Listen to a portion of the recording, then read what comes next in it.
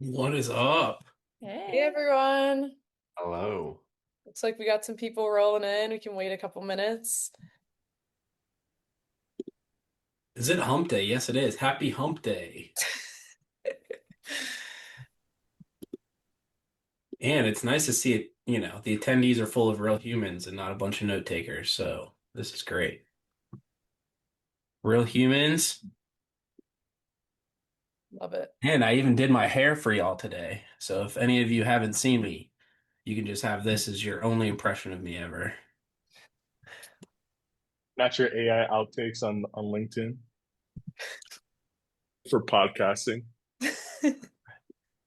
No YouTube versions. Yeah, that's why we stopped doing them. Sometimes my biggest shock is like when I first meet someone, but before the meeting, I saw like their LinkedIn photo and I see them like, so I'm like, oh, you different. Not anyone here, not anyone here. While we get everyone in here, I'd love to see in the chat what's the split between product marketers and non-product marketers. Everybody was on our side. But yeah, we won. All right. I think it's I think I'm pronounced gonna be Frankie. outnumbered. Let's go.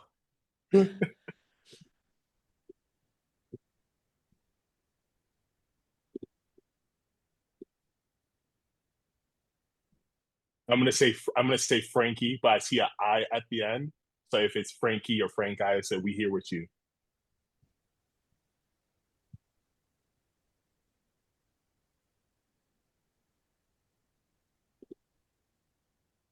Oh, we got a Nikia fan. Yeah. Oh, look at that.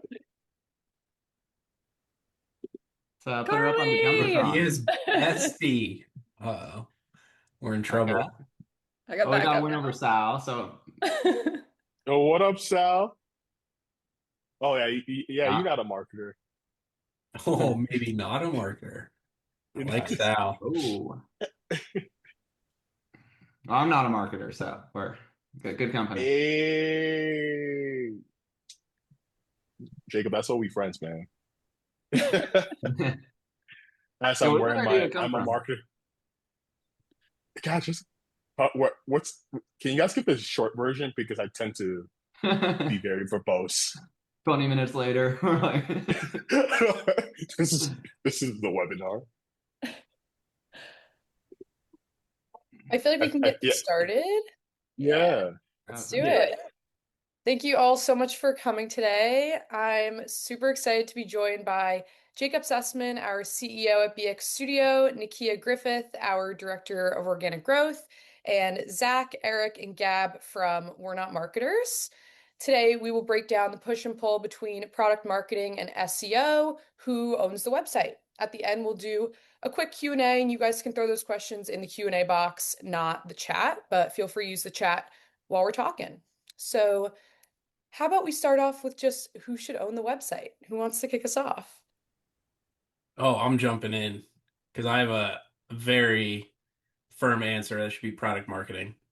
Um, I think a lot of people think the website is like the main place to bring people to, is like your main asset, and with that, there's no better place to actually get your message across. And then I think there's no better way to convolute, dry up, and take all the personality out of that message oof. if you want to go ahead and add a bunch of keywords and SEO and things that don't really attribute to people getting a clear understanding of what's going on with your product and why you're different from the 5, 10, 20 other people in your space. All right, so I got to jump in here. That was a hot take. So I would argue that there should be joint ownership. And if SEO is being executed really well, that your SEO specialist, your content team should be working really closely with your product marketing team so that that message doesn't get, watered down and you're still using the correct language and everybody is aligned. So I think it's actually more about who owns which sections of the website. So your blog, for example, I would pretty much argue that content and SEO should own the blog, and product marketing should definitely be primary owner on key landing pages. So like service and product landing pages, things like that. nobody's ever going to agree on who owns the homepage. But I think the key is like knowing who the owner is in different sections of the website. I like I'm that gonna take. I'm gonna If you chime. don't have SEO owning part of the website, no one's going to end up on the website. Here's another take. I think piggyback on Eric here and to give another perspective. Yes, there should be split ownership when things go right, but typically when things go wrong, who's owning the blame? Hmm. So we can't have one hand and ignore the other. So if product marketers typically are the ones who are owning the message, and if something doesn't go right, and they're going to end up finger pointed at, I think it's also fair that we own the website and take ownership of how the message should be reflected across all web pages. I feel like there's some juicy stories there. Like, what have been some like website blowups where we've got to point fingers? It's like, I bet it was due to product marketing. If we were to like pull back the curtain on that anecdote you're sharing a bit, like, Oh, Jacob, where do we start? The stories will unfold. The stories will unfold, but I'm gonna hold off right there. I'm gonna sit in the corner and take a quick water break. yeah, I've got to check with our lawyer before I answer this one. Well, that's actually a good question. So, Nikia, have you ever been in that situation where the website's not converting people into opportunities and you're getting blamed for it? Oh, yeah, of course. I mean, coming from the agency side, owning SEO, if things aren't ranking, if we're not getting traffic, if the website isn't driving revenue at the end of the day, I'm gonna get questions about that. So I've definitely gotten some questions about why things aren't working when pages got changed and content or SEO wasn't looped in before those changes were made. I think especially with the blog, again, like that's what content and SEO typically historically has largely owned. Like you've got to be responsible for that, right? Yeah, I think, and I like how you carve that out too. I very much agree. Like, I don't think product marketing should have too much influence in what's going into the blog, other than maybe the actual topics that are being talked about, but the outputs and how that's framed up. I know me personally, I would feel like I'm wandering around in a forest trying to set up a blog page and make sure that it's something that people can get to, and it's not just a vanity tag up in our navigation somewhere. Yeah, that being I'd said, like, I do think working with product marketing is super important when you're setting up a good writer's wiki. So this is something that I think really good content production systems, you have what I refer to as a writer's wiki. It's their guide to product messaging. It's the ICP. It's how you talk about the brand. And Hmm. we expect every writer who's working on that account to follow that very closely. And we work with product marketing to make sure that that messaging is always, updated and correct. That's a good that's a very good solution because I used to be, the subject matter expert who's always jumping in with content writers and you always just have a ton of work to do because you want to push those new articles. So yeah, I think how do you call that? An article wiki or a content wiki? Yeah, like a writer's wiki. So it's got, it's kind of it's a pretty thorough guide, but there's a whole section in there on ICP, brand messaging, language we use, things we do not say, It goes everything from like high level brand messaging to very micro, like this is how we use punctuation. Do we use an M dash? We could have a whole argument about that, but yeah. Awesome. Hmm. so how come that's not common knowledge, like from like a product marketing standpoint? Because like I've heard of content guides, like is that what you're describing then, essentially? Sort of, but it's broader than that. I'd say it's both broader and deeper than that. So, content guide, I think when we typically think of that, we're thinking of more of like a style guide for writing. Writer's Wiki is how can they talk about the brand in the right way? So, they need to understand how to sell your product too, because at the end of the day, the website is supposed to generate revenue for your business, right? So, you have to be talking about the product, and the writer needs to know your sales prop. They need to have key insights from sales calls. So when we're setting that up too, something we ask for is like if you have recordings of sales calls, if you have actual conversations with your customers, we want to know the actual words your customers are using. These are the same things that product marketers are really focused on. And that's important for content too. I think for me, specifically, a lot of my work has been about kind of breaking down those barriers between product marketing and content and SEO, because we should all be on the same team. And SEO works really well when product marketing is like working really closely with content and SEO.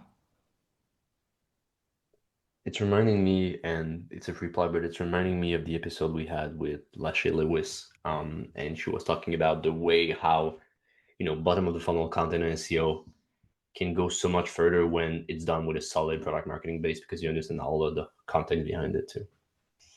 Eric, go ahead, man. No, and I was going to say, so Nikia, I've never actually worked with someone who knows SEO as like it's the back of their hand. It's normally kind of a side quest of theirs. So I don't have any perspective on how it is to work very well with someone like that. What is your perspective on, all right, I've got a product marketer to work with. What's your dream relationship like with them? Oh, that's a great question. So honestly, if we have a really strong relationship with a product marketer, I want to download all of the information I can from them day one. So all of your internal guides, how often you're changing product messaging, and I want to build a really good relationship there so that as product messaging is evolving, when you're launching a new product, you come to me early so I can think about, oh, if we're launching this new product, for example, what keywords should we be thinking about for that? And how can we kind of marry what we really know we want to and need to say from a product standpoint with keywords? And I think keywords are, great, they're important, but it's really about figuring out how we get the message you want to relay more eyeballs, right? That's the purpose of SEO. It shouldn't be eyeballs first, and then you figure out the message. Otherwise, you're just going to be saying the same thing everybody else is saying, and you can't differentiate. And in today's world with SEO and AEO or GEO or whatever we want to call it, that is super not going to work well. So really having a good message dialed in first helps SEO, and SEO should kind of be like a holistic add-on across the whole website. When SEO is done well, they're partnering with everybody else in marketing and just helping their efforts get seen by more people. So then, Nikia, like, what do we do? Like, we as product marketers, what are we doing wrong? So I can give you a real example. Is that in a previous in-house like solo role, I remember my head of marketing gave me a list of keywords and said, "Hey, this is what we want to rank for." That was like our content guide. So, and was I doing it right, or from what you're saying, what was I missing? So I don't know that you were missing anything. Sometimes, of course, especially, depending on your CEO and, key stakeholders and what their goals are. I mean, I've worked at companies where the board was asking, why aren't we ranking for these certain terms? So sometimes there are key terms, but typically those are terms that are vital for your brand. It's what your product is. You need to be showing up for that. That is literally what you do. So what I typically have done in the past with like, let's talk about like a key product landing page, for example. We know we want that to rank for one of your key product terms. Give me a V1 of the page. Tell me all the things you want to say. And then we work together, maybe 2, 3 rounds of revisions, depending on how complex it is, to make sure that those titles are optimized. Sometimes we can even tweak the design a bit of the page to make sure that we're getting the terms in there in a way that doesn't disrupt the flow. So it's both kind of robot and human friendly. And that's the sweet spot, is working together. So I think there are times where you do have to start with keywords, but still the product messaging, the way you're talking to your customers, and now with FAQs being so important, when we're talking about product FAQs, I prefer to start with literally, what are your actual customers asking you on sales calls? What are those? Let's put those in your FAQs, start there. So that's kind of like where it's got to be collaborative. I think that's really the answer. I And think something all I'm curious PMM. is like, have you found, AI search and, AEO has made this type of optimization like more human forward because we're, ultimately optimizing for real queries that people feel they want to ask. Yeah, totally, for sure. Now we're thinking about questions people are typing into Chat GPT, and if they're logged in, that their GPT interface is going to have all kinds of info about what company they're at, what their job title is. So having more landing pages, literally more URLs on the page that are speaking specifically to those different ICPs, those different use cases, that can be really helpful. So again, collaborative. I've got to talk to product marketing and ask you, what are our key use cases? What are we hearing from our customers that really stands out about our product? And let's make sure we're talking about that on the website in a way that is well laid out and the sitemap lines up and stuff like that. One common refrain I used to hear like in-house when I was working with teams as a product marketer is that, oh, our buyers will figure it out. And one way where I've seen that show up in like our like websites, for instance, was that like when I was in sales, like let's say like we write a keyword ranking for website design. And I would get these leads that come in and are really interested about website design. But like, what if our website doesn't answer those questions related to website design? It just kind of sprinkled in those keywords. And the reason why I'm mentioning this is because when I did a recent like V1A like AEO visibility scan of like just random websites, I mean like, hey, like are we answering the questions that buyers are asking in like Reddit and then on like G2? And several of them partially covered that. And I'm curious, like Nikia, like when you were working with teams, they come and say, hey, here are keywords, but like what are the key questions that you want these teams to answer from buyers to then make sure that the traffic they get in actually converts versus them coming to you and be, yo, Nikia, like we got some high traffic, but they're hitting our wall like a college bouncer. Like what's going on? Yeah, so Jacob actually might be able to speak to this a little bit more too about kind of our UX and CRO design projects, especially at BX. But that's where SEO it overlaps with CRO and page design and UX design and all of these things. And this is again why SEO really needs to work collaboratively with all of your teams. Because once we're getting traffic to the page, we need to look at how are they converting? Do we have good CTAs? Do we have a good journey on the page? So we answered a couple questions. We think they might have some follow-up questions. Do we want a pop-up on the page to say, hey, you know, like at a certain point, they've spent this much time on the page. Do we have some sort of chat feature that pops up so they can interact with that and then we can convert them? Or do we want to just have some, you know, CTA buttons on the page? There's a bunch of ways to go about that, but those are all things you need to think about with these landing pages. It's funny because that reminds me, I think when it really comes down to it, the CRO needs to own the website because, you know, particularly in B2B, you know, a lot of companies are surviving without SEO traffic. Of course, it's amazing if you can get it, but, you know, businesses have succeeded without it. And in B2B, a lot of the best leads are coming because they know you through like broader marketing or a relationship. And, you know, the messaging on the website can help, but they're often going to convert regardless of the messaging or, you know, whether, and they aren't coming in on SEO. So it's like if they can't convert, if there isn't a clear, you know, contact button in the nav, if the contact page is broken, or they just don't even know how to find it, then you're losing your best leads, which are the leads who would have, you know, hired you anyway. So I think yeah, this product marketing typically owns CRO, or like who owns that in your guys' work? It's a really good point. You know, like this is in like what the 20 minutes we've been speaking, the first time we mentioned the CRO. And and they are such an incredible ally when it comes to product marketing. Like here's an example, is that when we are talking, like let's say we're talking to demand gen or we're talking to like the CEO, and they're like, hey, like we want to talk about AI. We need to lead with AI in our messaging. And then and we come in with research and say, hey, like, you know, actually, it's not really AI they're interested in. They're trying to figure out how it fits within their workflow. Typically, the CRO is going to be the tiebreaker. They're going to come in and say, hey, this is actually what we're hearing on calls. This is what we're actually struggling with. These are the questions too. So no, like Jacob, that's a really good call out. Yeah, that's funny. That reminds me of like no offense if anyone here is from Intuit or QuickBooks, but like the QuickBooks homepage, like even as a user of the product, like I go to that, I'm like this is accounting software, you know, it's like they're, and you see this like across like tech right now, everyone's leaning into like an AI first positioning, and like that's great, but often it's like they're taking 10% of the product and making it their hero messaging, you know, because product marketing is getting so excited about, you know, the latest wave, you know, just like the stock market is. So, you know, interesting trying to combat. I think, and that's maybe also where you know, SEO could, you know, help combat some of that, being like, hey, you know, our trap, you know, people aren't searching for this, you know. And Nikki, you actually brought that up. We were even debating like, what do we call our AI search services? You know, AEO, GEO, AI search. And what's so interesting is like Nikia's SEO perspective helps us identify, like from a Google Trends type perspective, what are people actually thinking about and searching for? What do people call this? And I think, you know, that's something product marketing could learn a lot from, because then you're not conceiving of your product as something that's like, you know, alienated from the market or like that average buyer.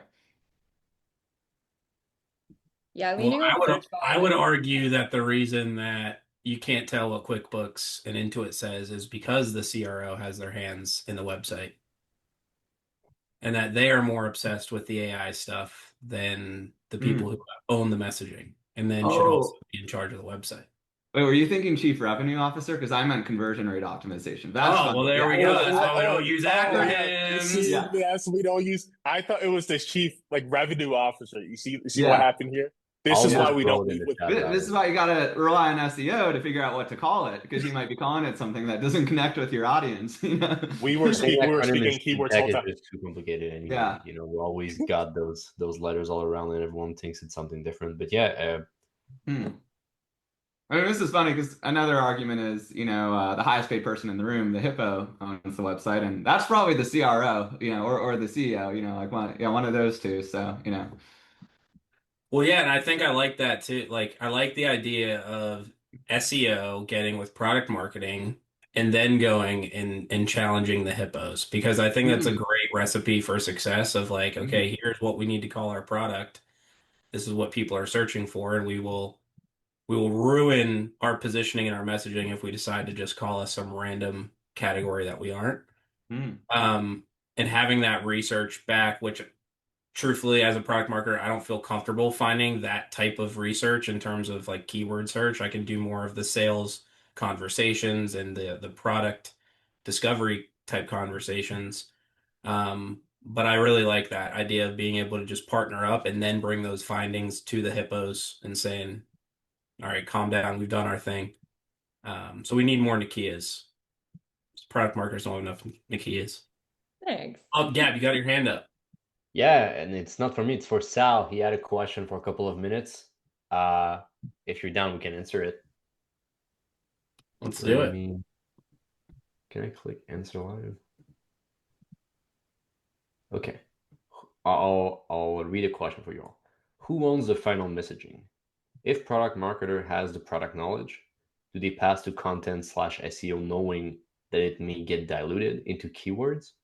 Or does content/SEO gives the keywords to product marketer to let them tell the story working with those? That's a great one. So does it start with the messaging and then move to keywords? Does it start with keywords and then move to messaging? Nikia. Yeah, I'd say so it depends on the page, right? But I would say if we're talking like product, service, use case, landing pages, in my ideal scenario, product marketing is first and final. So you tell me what you want to say, you tell me what makes sense. I take that, I run with it, I do a bunch of keyword research, I come back to you, I tell you, hey, there's volume around this terminology. There's this similar term that has more volume. Do you want to talk about the product this way instead? Sometimes the answer is yes, let's pivot our product like messaging. Sometimes the answer is absolutely not. We don't want to call ourselves this. We're different. And then the conversation becomes okay, we're going to say, oh, we're going to use the language we want to for these pages. We acknowledge that there's not going to be as much search volume for that. That's okay. We're going to start re-educating our audience on the terms we want to be known for. So then that can inform blog strategy or educational materials for the website. And now you're writing what's the difference between X and Y? Why is our product different? And that actually can be fuel for a lot more very useful content. The terms that we want to be ranked for, but it's also almost like a mixed positioning play because positioning is, hey, this is right in my box. This is where we want to be. So we're all working together to get to that destination, essentially. Yeah, exactly. Yeah, and I think Cool. just to tie into there too, Sal, like, the core message, the thought, right, that you want to get across or the point that you want to get across. I like starting there and then yeah, I would let the content team go pick the right words to make sure that message is conveyed, but I hold a lot less tightly on which words are being used as long as the thought, the message, the point is the exact same. Like if the core message is you nudge your partner while you're at a party and you're like, I want to leave. You can be like, it's time to go. Or you could be like, let's do an Irish exit, right? Like two completely different word choices you're using, but the message is the exact same. Like we got to skedaddle. So that's where I kind of lead with it. Like if the content expert has done their research and figured out which words we need to use, I'm cool as long as the thought and the point is getting across. And then one thought I want to add on here, I think we might be thinking the same thing. If not, I'm just going to throw it out there, is that the CEO has to own it, like the final message. Because I've been in scenarios where it's like product marketing can build the perfect messaging, all the teams can be aligned on it, and then the CEO comes in like a wrecking ball and says it in a different way, and then it starts creating confusion. So at the end of the day, whoever builds it, but the CEO has to be the final person that says, like, I believe in this. I'm gonna run with it. I'm gonna be the champion of it. Yeah, I Yeah, I think totally it's agree with interesting. that. I've Whoever definitely seen can create similar things. alignment. Oh, yeah. You, Nikia? Causing Sorry. division amongst the teams. That's what I love right now. This is why product marketers are gonna own this website. No, I was just gonna say, yeah, I've definitely seen situations where SEO and product marketing content all worked really closely, came up with language that everybody agreed on. They liked it, and the CEO said, no, we don't want to call our product that. And so now I've learned to ask first if we have CEO buy-in on key terminology before we all run with it. Because sometimes that's just, that's really important. The CEO has a vision for what they want the product to be called or what their category is, or they see their, product carving out a new niche within a category, and you got to know that up front. How much of it is like research of like, hey, this is how the market is perceiving you, versus like the CEO coming in and say, this is our end vision and we should only speak to this. Like, because I felt that friction too of like, here where we are now versus this is where we want to be later. Yeah, in my experience, that depends a lot on maturity of the company. So that conversation for like a seed stage company that's still kind of working out messaging, figuring out where they fall within the competitive market, that's going to be a very different conversation than like a Series C company where they've got some reps, they already have a good amount of brand traffic built up, and there is a way that the market is talking about them. Then it's, are we happy with this or do we want to change it? So it depends. Something I really like that Nikia's pioneered at BX is what we're calling like the AI search scientific method. And, it's downstream of an SEO. Often it is very iterative. You have a thesis, you launch it, you analyze the data. And I think that also great product marketing ideally is downstream of some type of like, testing with like actual customers and users of like, does this positioning resonate? Like which one is clear, which one is more effective? And I think it's interesting that and maybe like the best positioning is actually owned by the researchers, because they're beholden to the actual, customers and users. I'm Oh yeah, curious. if you're not doing research and just doing positioning, then good luck. Yeah, you're getting in deep trouble. We have another question here from Frankie, I believe. I'm sorry if I mispronounced the name. It's the French Canadian accent. If PMM owns SEO direction, what's the best format for sharing that with the SEO/content team? So it translates into an actual scalable SEO strategy across products. I think that's for Nikia. How do you like getting delivered messaging from product marketing? That's a great question. I honestly, so when I start working with someone, I just want all of the kind of key messaging you have. Give me a document with a breakdown of what our key product messaging is. I want all of our, ICPs, our persona data, our use cases. Give me everything you have. This is like our holy grail of what we need to be saying and how we talk about our product. And then it's really just about keeping me in the loop as it changes. I think again, collaborative. So whether it's once a month or once a quarter or once a week, depending on, how fast your company is growing and how quickly things are changing, just keeping a tight feedback loop there. And that's why I refer to the writer's resource as a writer's wiki, because that implies everybody needs to keep it updated. So as things change, if you're changing product messaging, please add it to the document, that kind of stuff. So really just tight feedback loop, collaboration, that's really the key. Or maybe work with an expert that can help you do that automatically. Eric, sorry. Yes.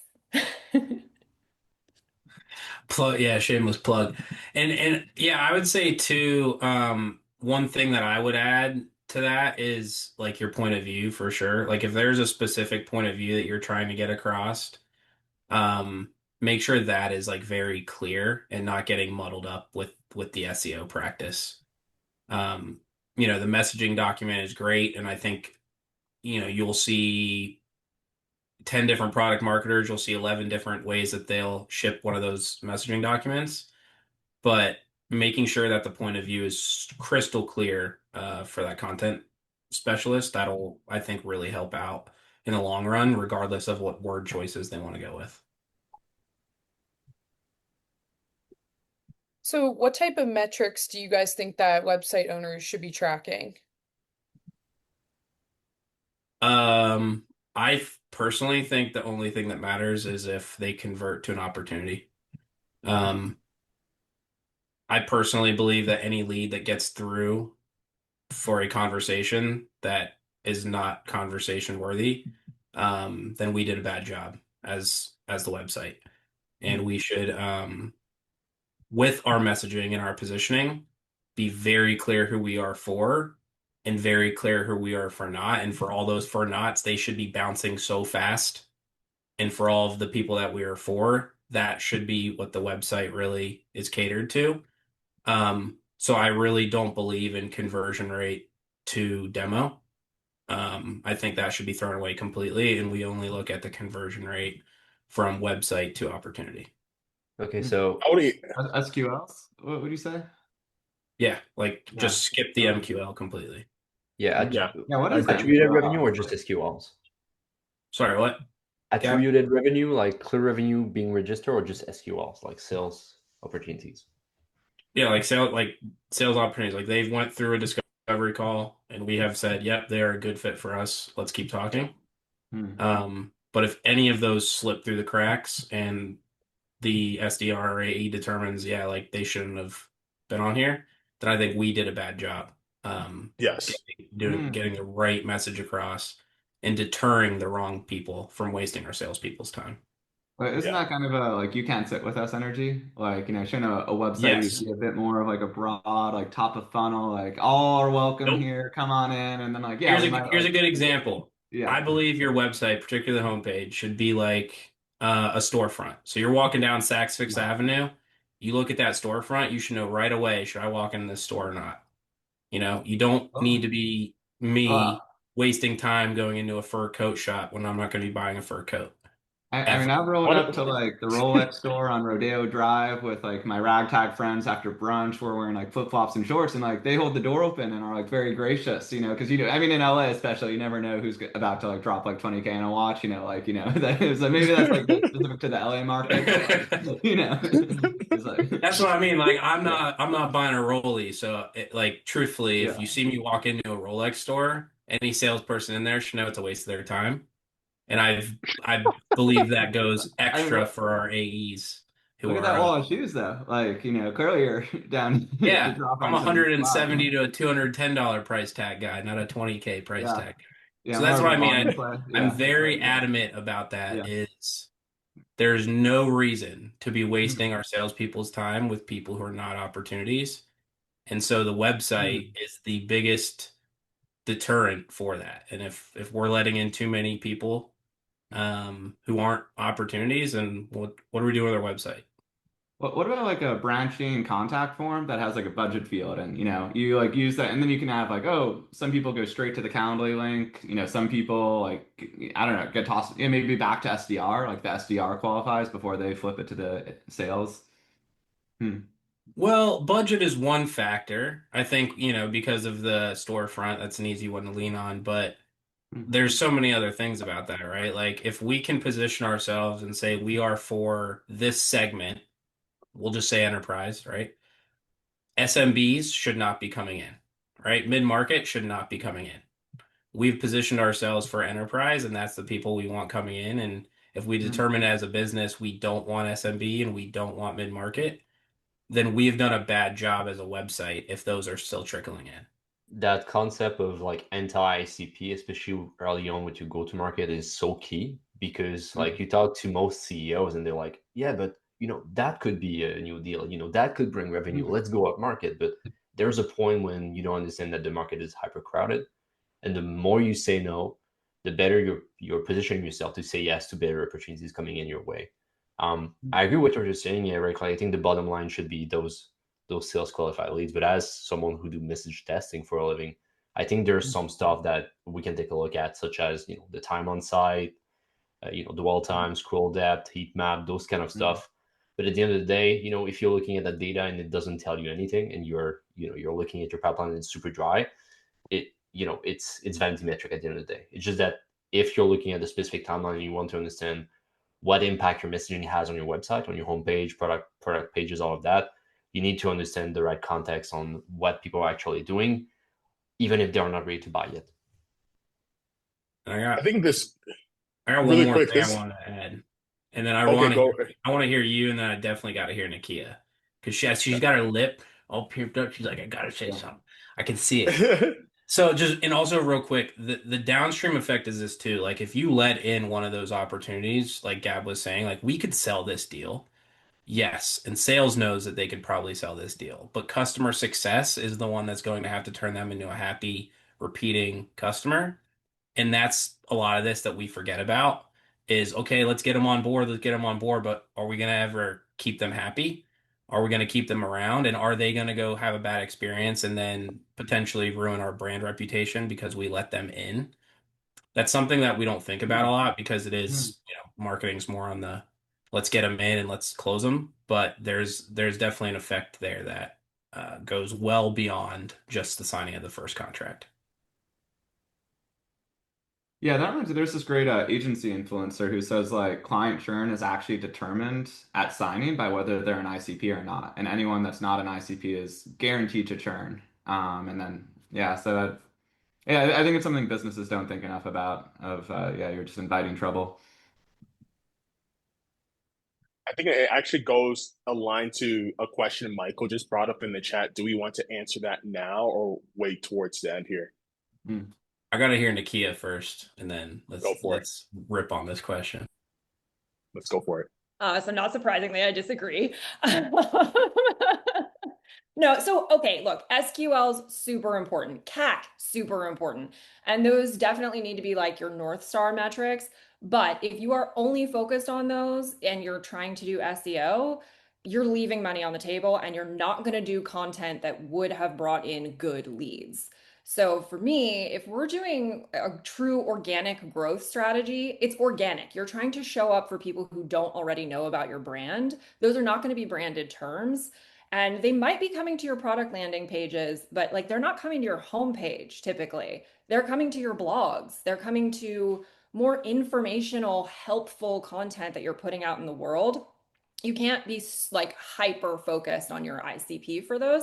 What you want to do is once you get them there, the content needs to whittle out your ICP to conversion. So this is where you have to be very honest about what your ICP is. And I think a lot of companies run into trouble when they try to be too generalist with the content itself. They don't want to talk about who they actually serve really well. So I think the companies that get this right, they're tracking a lot more metrics. So they're looking at impressions, they're looking at traffic, they're looking at, organic clicks, sessions, new users, time on page, all of these holistically to figure out what's working and what journeys are working.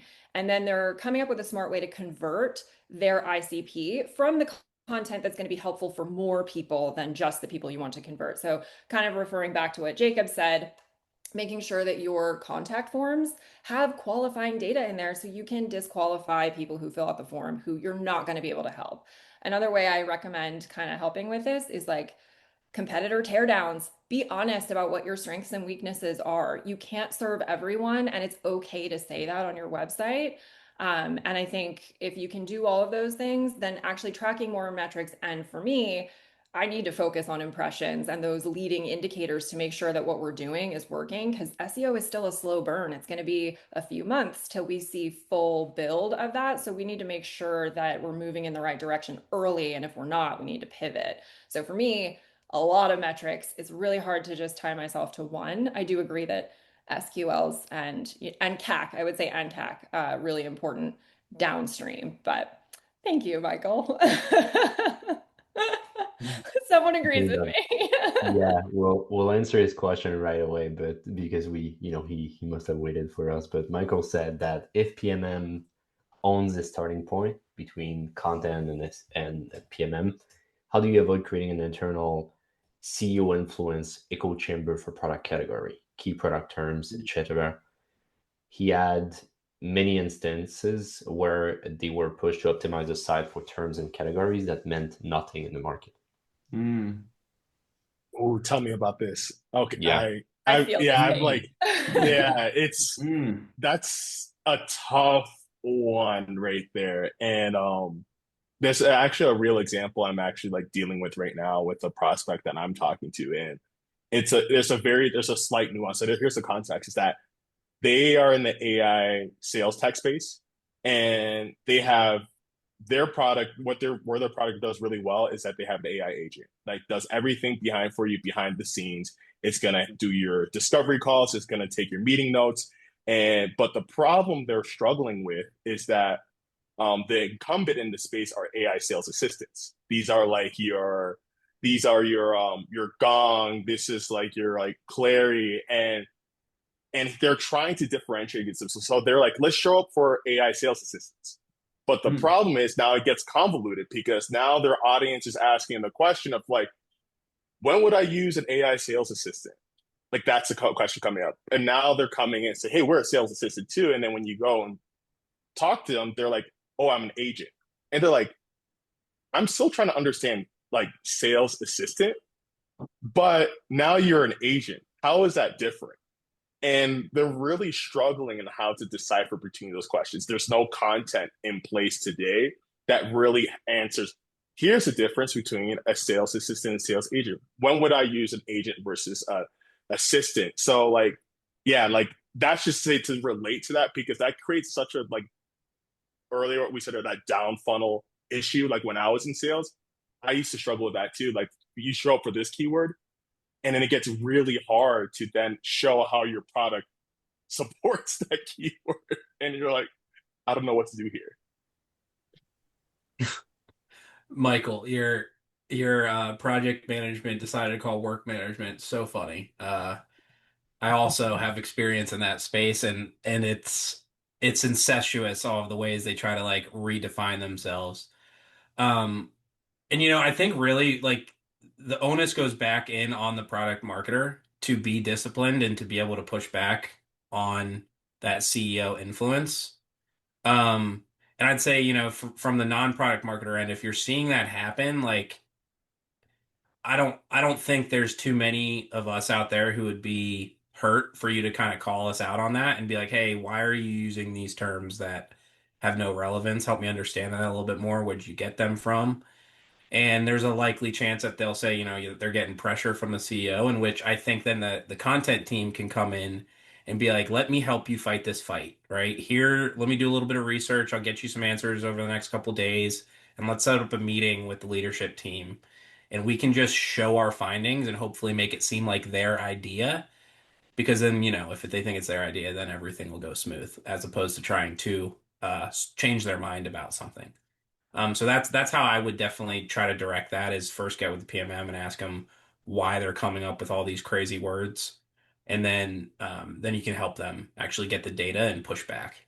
Because that's the one thing that I always struggle with is okay, I've got sales calls, I've got, customer discovery calls that we've had, but I need that search volume data and the things that are people doing when they're just sitting at their keyboard thinking about us. I wish I we could have a I have have a Michael on stage with us. Actually, I just want to give him a shout out. Yeah, Michael has a lot of experiences leading web strategy at like large enterprise orgs like Vanta and Bill.com. So I think these challenges of how to like navigate different stakeholders. He probably knows, yeah, like yeah, better. Yeah, that'd be like a really interesting panel to have in the future, Michael. Like to hear more about your experience there. planting the seed for the next one. But a quick question here, and Nikia, you might be able to give more perspective. I've been hearing some chatter amongst like our, well, I'm not a marketer, but marketing peers, and they're getting questions from their CEOs to write, not questions, requests to write more GEO articles. and the chatter they're hearing from Mm. their CEO is that, hey, like, hey, marketer, I spoke to my friend and they said their GEO articles are killing it.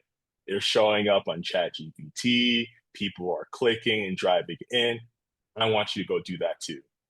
How is that different from SEO today? Like, and what's your take on Oh, that's a whole can of worms. So okay, try to simplify it. So from my perspective, and I think a lot of SEOs would agree, GEO, AEO, again, whatever we want to call it, there's a lot of commonality with SEO. A lot of the things that are good for GEO, AEO have always been good for SEO too. So your structured data, your schema, your FAQs. This is stuff that I've been recommending for years. We've been doing this with clients. The exact implementation of that is a bit different now. And the good news for people like me is that this is getting all kinds of attention now. It used to be I would bring up schema and structured data on a call and they would be like, what's that? And now everybody knows what it is. They're like, we need this. They're coming to calls and they know what that is. So for me, this is great. I think when it comes to GEO content, my first response is always to ask the client or whoever I'm working with what that looks like to them. Because again, a lot of these are things that SEOs have been doing for a while. So it's really about understanding what is in the person who's asking for this, what's in their mind, what's their goal. If they want to show up in GPT, it's a lot of the same organic strategy as we used to have for Google search. It's kind of the Wild West now. So there's some key differences, like Google gives us search volume, Google Trends. With OpenAI and GPT and these LLMs, we don't have that data yet. So the way people are actually coming up with estimates for prompt volume is a bit convoluted, and it's an emerging field, so we're all kind of working on this together. I would say as far as GEO content goes, I would say the way I have seen it work best so far is when it is paired with a really strong SEO strategy. So if you're doing really good SEO, you can layer on GEO with that and you can get a lot of mileage out of it. If you don't have good SEO fundamentals in place, jumping right to GEO is going to be tough.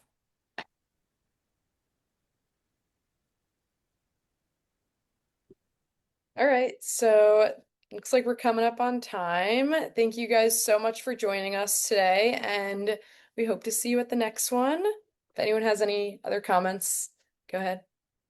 Thank you so much for participating. Thanks, that? everyone. Thank you for having us. Awesome. All right. See you all. Thank you. Bye bye. Take care, everyone. Bye bye.